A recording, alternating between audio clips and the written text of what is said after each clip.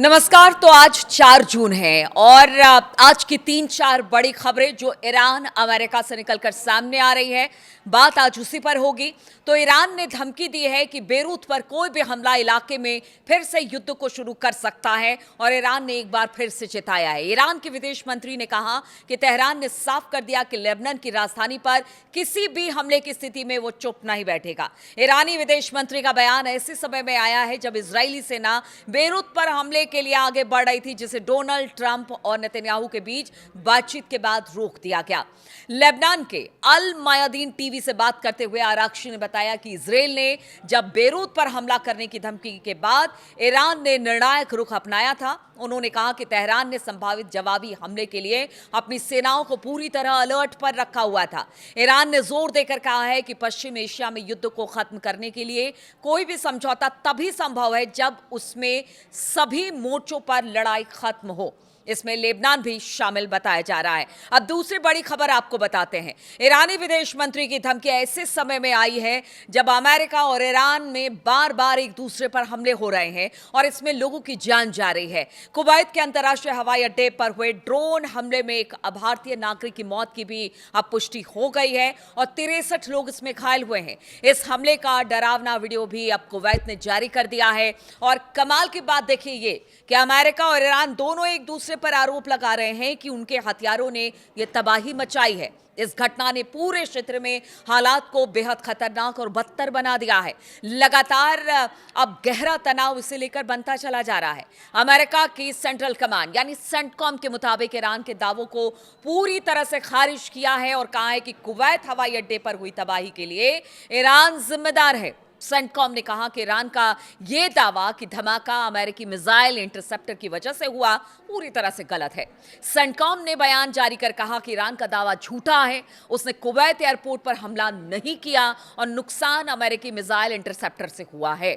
यानी कि अब दोनों एक दूसरे पर आरोप लगा रहे हैं कि कुवैत में जो हमला हुआ जिसमें कई नागरिक घायल हुए हैं उसमें दोनों में से किसी का हाथ नहीं है। ईरान के इस्लामिक रिवोल्यूशनरी गार्ड कॉर्प्स यानी आईआरजीसी ने भी आरोपों को खारिज कर दिया है।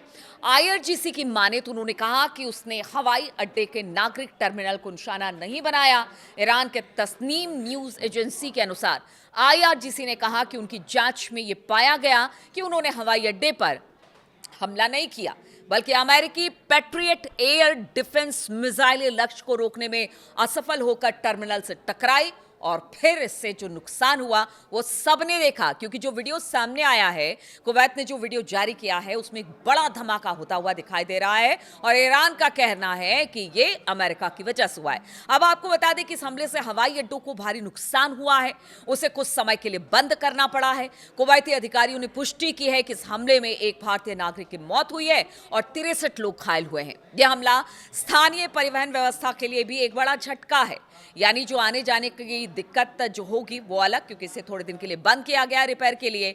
ये हवाई अड्डा पहले भी कई बार युद्ध के दौरान निशाना बनाया जा चुका है और हाल ही में 1 जून को ही ये पूरी तरह से सामान्य संचालन यहां पर शुरू हुआ था और देखिए 3 जून आते आते एक बार फिर से यहां पर हमला हुआ है। कुवैत के रक्षा मंत्रालय ने कहा कि हमले में 30 बैलिस्टिक मिसाइलें ड्रोन का इस्तेमाल किया गया। उसने इसे ईरान की भयानक आक्रामकता बताया है जिसमें हवाई अड्डे से इमारत को भारी नुकसान हुआ। ईरान ने कहा कि वो अमेरिका के ठिकानों पर अपने हमले इसलिए कर रहा है क्योंकि कुवैत और बहरीन ने अमेरिकी सेना को अपने इलाके का इस्तेमाल करने दिया। ईरान का आरोप है कि इन्हीं ठिकानों से उसके तेल टैंकर और केशरम द्वीप पर हमले किए गए हैं। एक और खबर इस बीच आ रही है कि देखिए जो उसका डिस्ट्रॉयर था अमेरिका का, उसको भी ईरान ने निशाना बनाया है और भारी नुकसान हुआ है। तो हमले के बीच में आप देख रहे हैं किस तरह से एक दूसरे पर आरोप प्रत्यारोप चल रहा है। यहां पर शांति वार्ता तो चल रही है लेकिन वो शांति वार्ता खटाई में पड़ती नजर आ रही है। बातचीत रुक गई है लेकिन बातचीत खत्म नहीं हुई है, ऐसा अब्बास अराक्ची ने भी कहा है। लेकिन युद्ध की स्थिति बनती दिखाई दे रही है। ईरान युद्ध के बीच राष्ट्रपति डोनाल्ड ट्रंप के लिए भी अब एक बड़ी खबर सामने आई है। ये तीसरी बड़ी खबर है।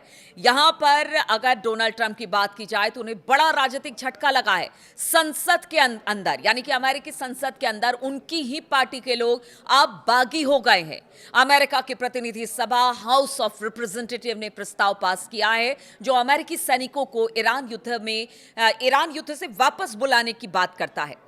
अभी के लिए भले ये कदम प्रतीकात्मक है, लेकिन इसमें ट्रंप की मुश्किलें बढ़ गई हैं।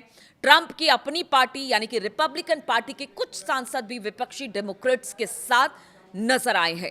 इससे संकेत मिलता है कि ट्रंप की युद्ध नीति पर अब सवाल उठ रहे हैं और ये सवाल अब से नहीं, जब से युद्ध शुरू हुए हैं तब से उठ रहे हैं। अमेरिकी प्रतिनिधि सभा ने बुधवार को एक प्रस्ताव पास किया जिसमें अमेरिकी सैनिकों को ईरान युद्ध से वापस बुलाने का आदेश दिया गया।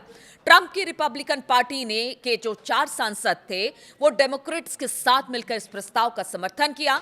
यह प्रस्ताव 215 और 208 में पास हुआ और अब ये सीनेट में जाएगा, लेकिन अंत में इसे राष्ट्रपति के वीटो का सामना करना पड़ेगा, यानी कि ट्रंप के एक वोट से ये प्रस्ताव गिर जाएगा। लेकिन आप समझिए, अगर ये प्रस्ताव आया है तो मन में जरूर जो कांग्रेस है वहां की, उसके मन में यह जरूर है कि जो कर रहे हैं डोनाल्ड ट्रंप वो ठीक नहीं कर रहे हैं। डेमोक्रेट्स के विदेशी मामलों की समिति ने एक्स पर एक पोस्ट किया है और लिखा कि ये डोनाल्ड ट्रंप को अमेरिकी जनता की तरफ से एक साफ और जोरदार संदेश है कि अब ईरान में उनकी बहुत अलोकप्रिय और गैर कानूनी युद्ध को खत्म करने का समय आ गया है। यानी कि अब अमेरिका और खास तौर पर डोनाल्ड ट्रंप को ये जो लड़ाई है ईरान के खिलाफ उन्होंने छेड़ रखी है उसे बंद करना पड़ेगा। देखिए, जैसे जैसे नवंबर के जो मिड टर्म चुनाव है वो नजदीक आ रहे हैं, ट्रंप की राजनीतिक परेशानी बढ़ती नजर आ रही है। इसलिए ट्रंप है कि वो किसी फैसले पर पहुंच ही नहीं पा रहे हैं। बातचीत की बात करते हैं लेकिन दूसरी तरफ से हमला भी करते हैं, लेकिन ये उनके लिए परेशानी का सबब है।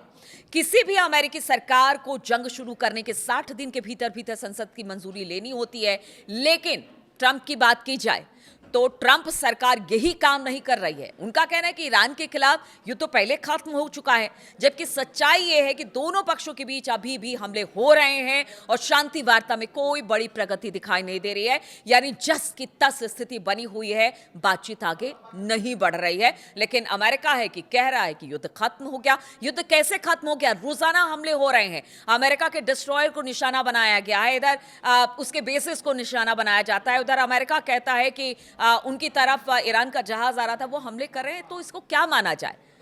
अब देखिए, अमेरिकी हमलों से पहले अब बात करते हैं चौथी बड़ी खबर की। तो ये सब तो अपनी जगह स्थितियां अभी भी बिगड़ी हुई हैं, लेकिन खबर ये आ रही है कि अमेरिकी हमलों में पहले दिन जान गंवाने वाले ईरान के पूर्व supreme leader Ayatollah Ali Khamenei के लिए 3 दिन के अंतिम संस्कार का कार्यक्रम अब उसकी घोषणा कर दी गई है।